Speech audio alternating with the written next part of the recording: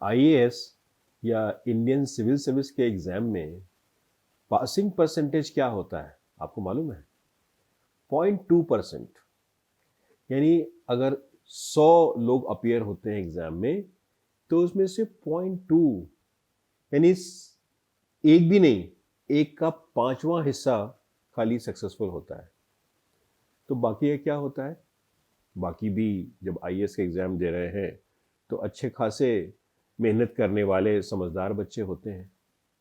और इस फेल्योर का उनके मन की स्थिति पे क्या प्रभाव होता है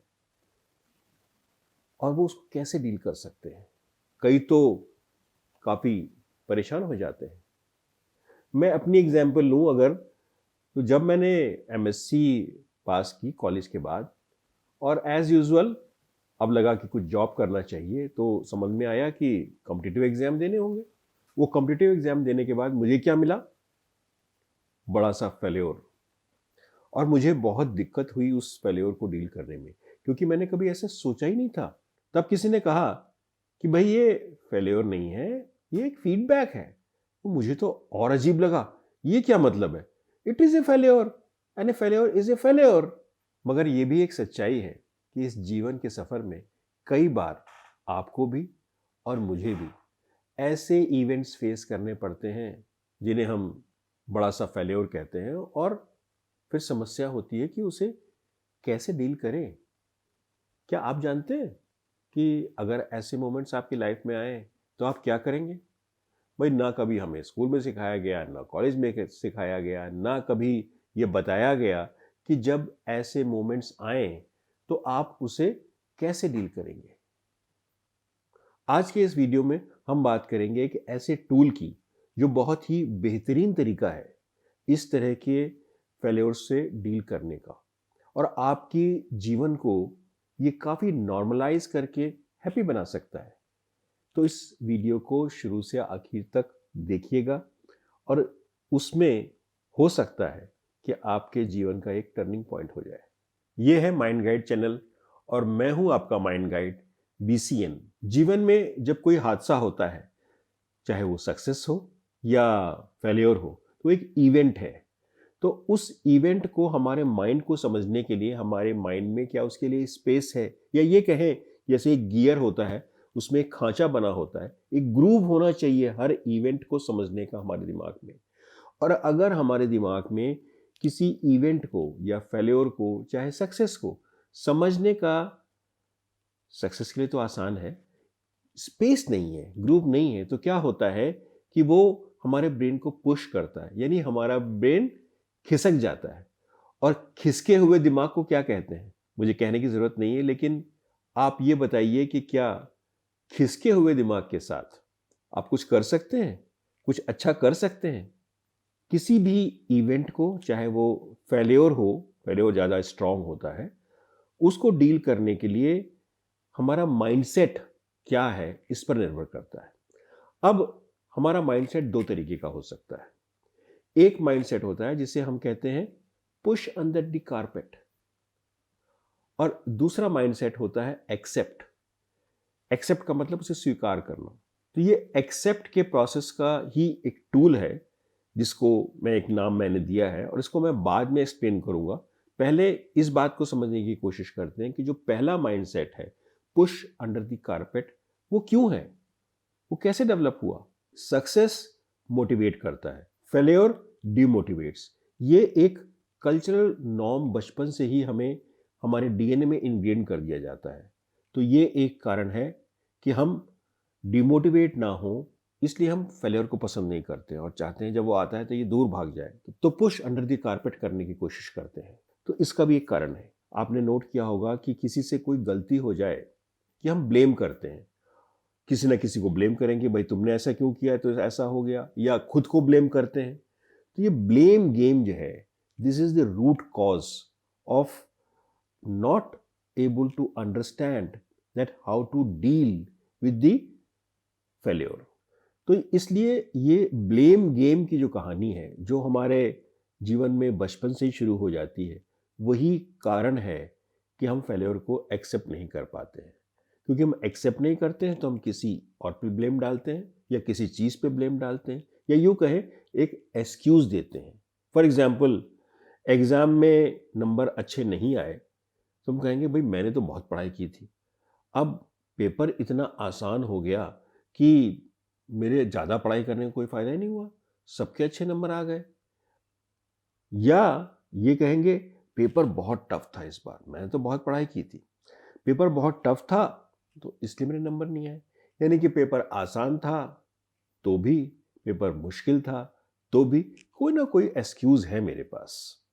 और इस ब्लेम गेम या एक्सक्यूज़ का माध्यम लेके हम फेल्योर को एक्सेप्ट नहीं करते हैं, उसको डिनाई करते हैं।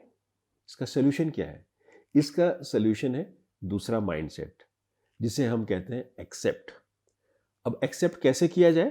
तो हम इस एक्सेप्ट टूल को क्या कहते हैं? इस एक्सेप्ट टूल का नाम मैंने दिया है a real. A is accept, यानी कि हम उसको स्वीकार करें। इसका मतलब ये हुआ कि अपने दिमाग में हमारे लिए एक ग्रुप रहना चाहिए कि failure is also a normal thing, इसको भी स्वीकार करना पड़ता है। फॉरेस्ट ऑफिसर हूँ, ऐसा कई बार जंगलों में होता है कि सडनली गांव में हाथी आ जाता है, इतना विशालकाय हाथी, और लोग इधर उधर भागते हैं। तो फॉरेस्ट ऑफिसर इसके लिए उन लोगों को तैयार करते हैं, एक मैसेज पैम्फलेट देते हैं कि अगर आ जाए तो आप ये करेंगे, मशाल लेके जाएंगे। ये फेल्योर भी वो हाथी ही है जो सामने एकदम से आके खड़ा हो जाता है। लेकिन गांव में तो हम पर्चे बांट के लोगों को अवेयर कर देते हैं। यहाँ इस फेल्योर नाम के इस हाथी को हम कैसे डील करें, इसके लिए तो कोई टूल ही नहीं बताता है हमें। और अगर मान लीजिए जो टूल मैं आपको बता रहा हूँ ये आपके पास हो रियल, यानी कि एक मशाल हो, अगर आपके सामने आके खड़ा होगा तो वो हाथी भाग जाएगा, आप उसको डील कर लेंगे। वैसे ही ये टूल है एक विशालकाय हाथी के सामने मशाल की तरह, जिसको यूज करके आप अपने जीवन को सुखमय बना सकते हैं। ये ए रियल टूल में ए है एक्सेप्ट। तो उस एक्सेप्ट करने के प्रोसेस का नेक्स्ट चीज है R E. R is regulate, E is emotion. जब फेल्योर सामने आके खड़ा हो जाता है आपके, तो आप में इमोशन पैदा होते हैं। मन करता है रोएं, मन करता है चिल्लाएं, मन करता है कि कहीं ये कैसे हो गया। तो भाई इस इमोशन से डील करने का तरीका क्या है? रोने का मन कर रहा है, कमरा बंद करके रो लीजिए जितना रोना है। आपका कोई अच्छा मित्र हो, कोई अच्छा रिलेशन हो, ब्रदर सिस्टर, नहीं तो सबसे अच्छा है फादर मदर। अगर आप उनसे फ्रीली बात कर सकते हैं, जो भी पेन है उसको निकाल दीजिए। और बेहतर तो होगा कि अगर पेरेंट्स ये कर सकें, सबसे अच्छे दोस्त अपने बच्चों के बन जाएं, तो बच्चों के लिए कहानी बड़ी आसान हो जाएगी। लेकिन अक्सर अनजाने में कई बार पेरेंट्स ही टॉक्सिक पेरेंट्स हो जाते हैं। वो चाहते नहीं हैं लेकिन वो टॉक्सिक हो जाते हैं, क्योंकि वो बच्चों को कंट्रोल करना चाहते हैं। और वो जब बच्चे सक्सीड नहीं करते तो उन्हें डांटते हैं, उन्हें ब्लेम करते हैं, उनके ऊपर एक तोहमत लगाते हैं। तो अगर ऐसा है तो इससे बचिएगा। तो पहला तो काम आपने कर लिया, एक्सेप्ट किया, इमोशन आए, इमोशन को आपको रेगुलेट करना है। तो आपका माइंड खिसकेगा नहीं, स्थिर हो जाएगा। वो रेस्टलेस नहीं होगा, वो रेस्टफुल होगा। और रेस्टफुल काम माइंड से आप अगले स्टेप पे जाएंगे। A real, REAL। A is analyse. तब आप एनालाइज करिए कि ऐसा क्यों हुआ, कहाँ पे मुझसे गलती हुई, या अनजाने में गलती हुई, या मैं ऐसा क्या कर सकता था कि जो रिजल्ट जिसे फेल्योर कहा जा रहा है वो ना आके कुछ और आता। और अगर वो हुआ भी तो इस फेल्योर के भी क्या फायदे हैं। तो ऐसी बहुत सारी एनालिसिस आप कर सकते हैं। और इस काम माइंड की एनालिसिस के बाद आती है नेक्स्ट स्टेप, इसे कहते हैं L, लर्निंग। और वो आपने जब लर्न कर लिया तो वो टूल का पूरा इस्तेमाल हो जाएगा, आपको उस फेल्योर का फायदा होगा। लर्न करने से क्या होता है? जब आपने लर्न किया तो क्या एडिशन हुआ आपके माइंड में? आपके माइंड में एडिशन हुआ नॉलेज का। और नॉलेज से आती है विजडम। इस जीवन का जो पूरा जर्नी है उसमें हम कर क्या रहे हैं, नॉलेज गेन कर रहे हैं, विजडम गेन कर रहे हैं। और जब हम नॉलेज और विजडम हम में आ जाती है तो हम क्या हो जाते हैं, हम जो उसकी एक इक्वेशन है, यानी कि समझिए U plus W is wisdom, then you become U 2.0, a new and better version of yours. Next time जब फेलियर होता है तो फिर आप U 2.0 में विजडम जोड़ देते हैं तो बन जाते हैं आप अपना फिर हायर वर्जन U 3.0। इस तरह से इस फेलियर का क्या फायदा हो रहा है, आपका वर्जन इंप्रूव करता जा रहा है। एप्पल 11, एप्पल 12, एप्पल 13, खुशी की बात है कि नहीं।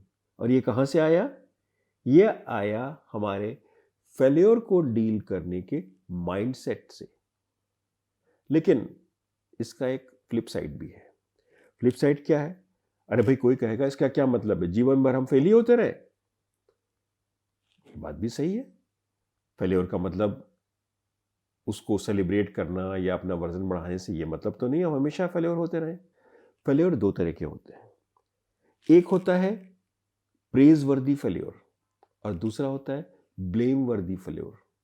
ब्लेम वर्दी फेलियर आता है इसी बात से जब हम दूसरे माइंडसेट पे चले जाते हैं, ब्लेम करते हैं और हम उससे कुछ लर्न नहीं करते हैं, अपनी विजडम नहीं बढ़ाते हैं।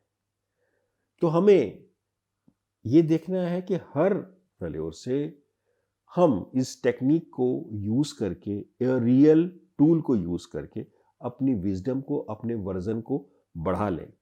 इसीलिए कहा जाता है कि fail often so that you can succeed sooner, it's old saying.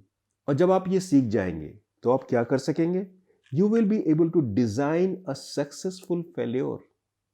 How beautiful it is put.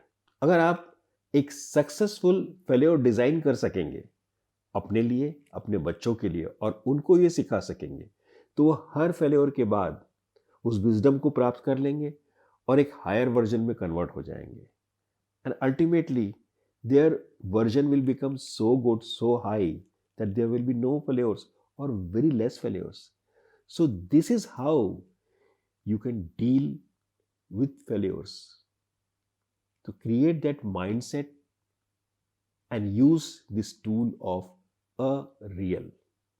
और अगर आपको इस बारे में, सक्सेस के बारे में और जानना है तो मेरे ये वीडियो देखना मत भूलिएगा, life and boxing, how much same it is, and another video 7 habits of highly successful people। You will find them very useful and you will learn many more things। मुझे उम्मीद है आपको ये वीडियो पसंद आया होगा और आप इसका भरपूर लाभ उठाएंगे, अपने दोस्तों से, मित्रों से, अपनी कम्युनिटी से शेयर करेंगे जिससे कि उन्हें भी इसका फ़ायदा मिल सके।